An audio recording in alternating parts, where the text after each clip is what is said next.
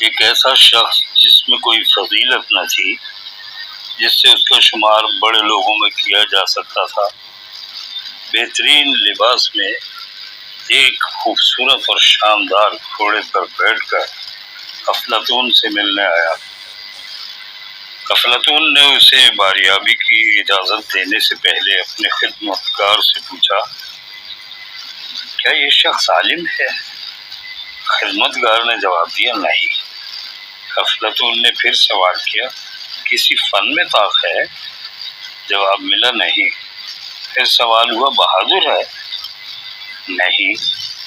گویا افلاطون کے ہر سوال کا جواب نفی میں تھا۔ افلاطون نے بے دلی سے کہا، تب پھر تم اس شخص سے کہہ دو کہ افلاطون تم سے نہیں مل سکتا۔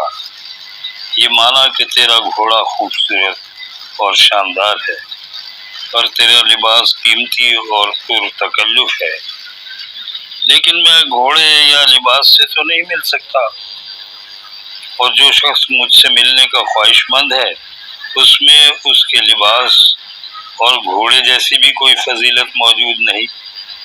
گویا یہ شخص ان دونوں سے بھی گیا گزرا ہے۔